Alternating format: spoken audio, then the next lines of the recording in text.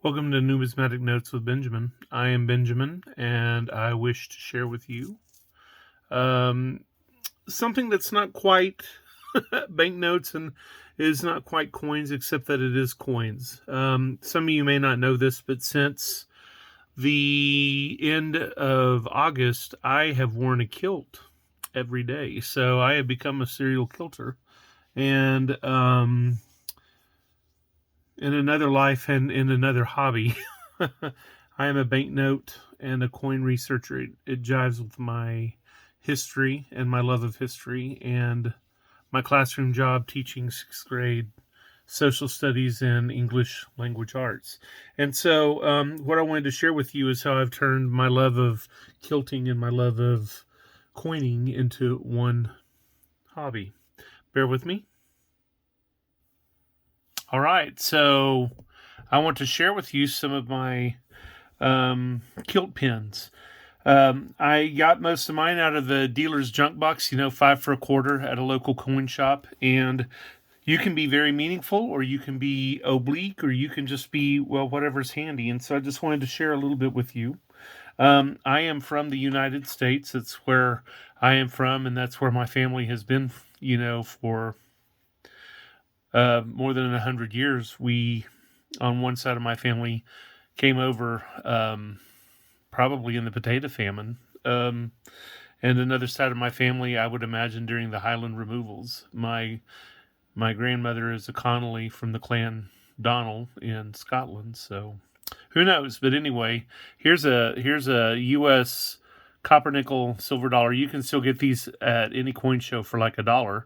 And what I did is I used glue dots and I attached 2 rare earth magnets to the back of it, and then I can put these on the bottom of a kilt like so, and then attach 2 other magnets through the kilt, and boom, I have a nice size kilt weight there at the bottom of my apron, and doesn't harm the cloth at all. And I have one from the United States because I am from the United States, and I do kind of like the image of an eagle. But I also have some others to honor some of my other family heritage. I got an old Irish 50 pence. It's no longer legal tender, but it is plenty Irish with that harp on there. So attached a rare earth magnet to the back of it, and boom, I have an Irish kilt pin. I also, because I do like Ireland so much, and I'm from Oklahoma, have a old school half crown with a horse in it, or I'm sorry, a florin rather. Nice horse, and attached a rare earth magnet to the back of it, and I now have a lovely kilt pin with a horse. But to be fair, I also have one of the pounds. It's also demonetized since Ireland is now using the euro, but what a splendid coin to honor my Irish heritage.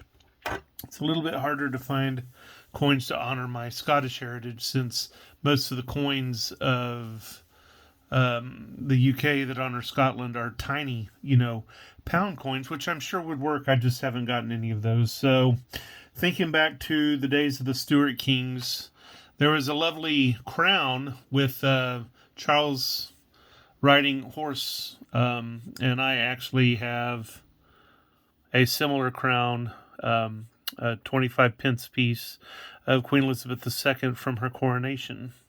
This is a beautiful crown, and it's not an expensive one.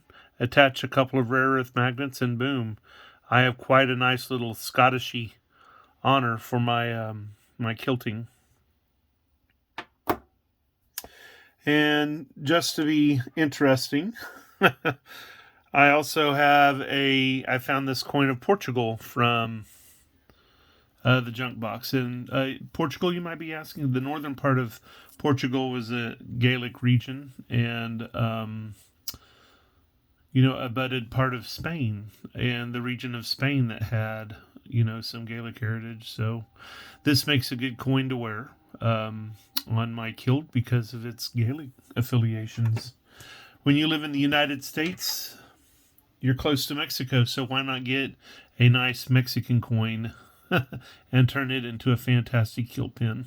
Anytime I wear a kilt to a Mexican restaurant or sometimes to school, I'll wear this coin featuring the moon goddess Coil Shuaqui. And you can see she's obviously female, but what you can't maybe necessarily notice easily is that her head has been chopped off, her arms have been chopped off, and her legs have been chopped off. Apparently, she was a bit of a floozy, and her children were embarrassed by her, and they cut her up in pieces and threw her up into the sky. And so that's, I guess, why she's the moon goddess. And there is a moonstone that depicts her that's as resplendent as the Aztec sunstone of Mexico. So a nice ornate coin cost me $0.25. And I am a Christian, so I like to sometimes wear this lovely coin whenever I go to church and I wear my kilt. It's an old lion seal on an old coin from Israel. And being that, Christianity and Judaism are linked deeply, whether either of them wish to be, it is what it is. So this is a nice looking kilt pin whenever I go to church. I couldn't have that one nice coin of Great Britain without having this one as well. This crown, or 25 pence, was issued for the 25th anniversary of Queen Elizabeth's coronation. And she is also horseback, like you'll find on some of the Stuart crowns. And it just makes a nice, hefty kilt pin. Very nice. If you can find them, you shouldn't have to pay more than $1 or $2 for those. I like this coin because it contains the the flag of the UK, and so it honors the Falkland Islands, and I was able to get this coin for $1 or $2, and so I turned it into a kilt pin. But you don't have to have any reasons for it. I was able to get this coin really cheap, and it's an Olympic coin from Australia, and I didn't pay much for it, maybe $2, $3. And it makes a lovely kilt pin, especially on my brown kilt, because of its gold color. I thought this would be funny. It's just $1 casino token from Circus Secret Circus in Reno, Nevada. And these can be found very cheap at most coin shops or even at coin shows, maybe even buckets of bargains. So it was a nice kilt pin. I made this one because I just thought it was beautiful, and I thought, wow, how nice to get a lovely coin. And I was hoping it would be a New Hebrides because, I believe the Hebrides are an island range in Scotland, but, this is French Polynesia, and so it's very exotic, and it might provoke a conversation. I mean, if somebody's checking to see what I have under my kilt anyway, they might ask me, hey, what is that kilt pin there? And finally, I just love this fish. This is a beautiful exotic fish on a coin of Singapore, and a rare earth magnet on the back of it. And I could wear any or all of these. I could wear any or all of those at any time I wish. And I'll probably make a few more as I find a few neater coins. My goal is to find a nice Spanish peseta that I could turn into a kilt pin.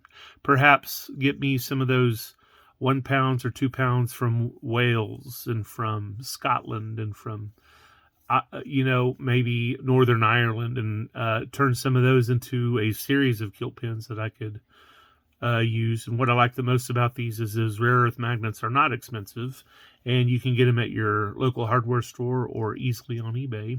And the coins themselves aren't expensive at all. If they were to fall off, I'd be annoyed, but I would be able to replace them super simple. And I thought that might be inspiring to some of you. If you have a family coin from a grandfather, you could easily turn it into a kilt pin with some glue dots and with some rare earth magnets and not hurt your kilt.